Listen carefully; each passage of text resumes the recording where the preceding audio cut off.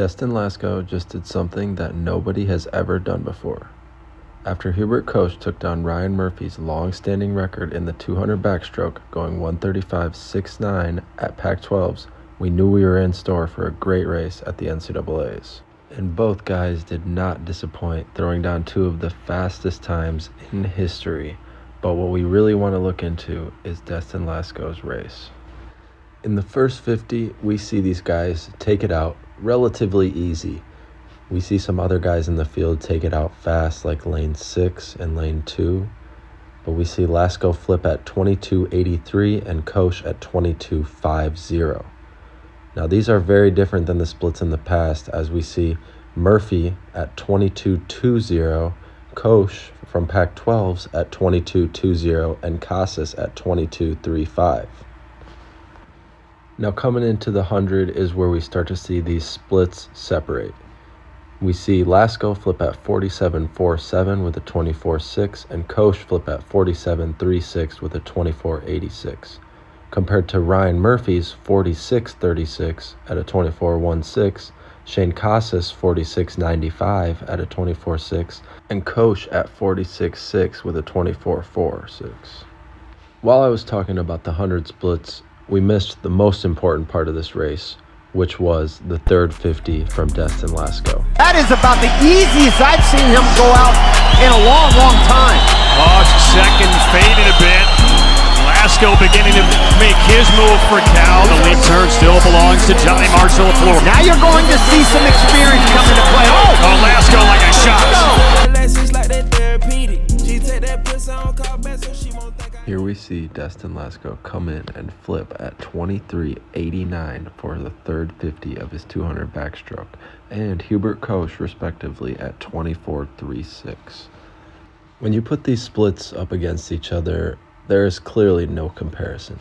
Destin Lasco is almost a full half second faster than the second fastest next competitor of all time in the third 50 of the 200 back.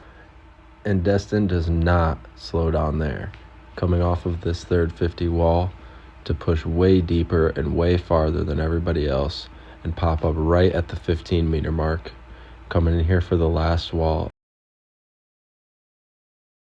8 kicks off that wall, almost to the 15 meters.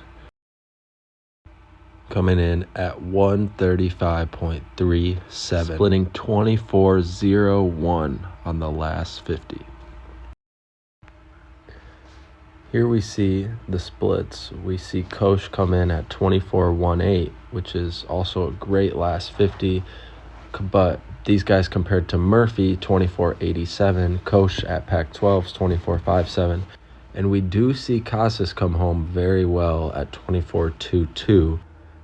And if you look at the 100 splits, it is very clear that Destin Lasco has separated himself from everyone else by splitting a 47.9 on the last 100 of his 200 backstroke.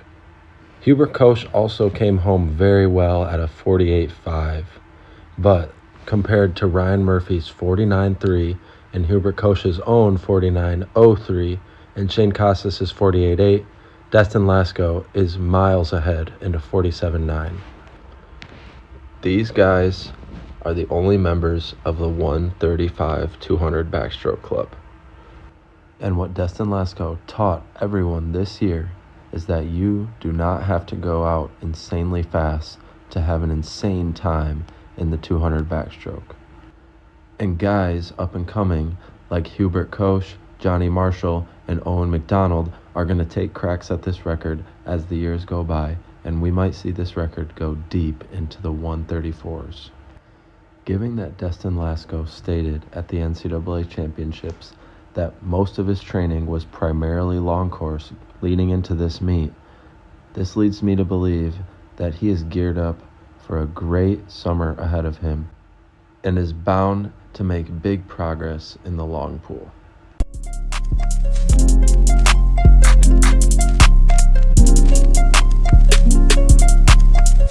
It's young one and young Weezy, man, this shit too easy. Different bitch for every season, showing me they cleavage. I take drugs and feel relaxed, it's like that therapeutic. She take that pussy on call back so she won't think I need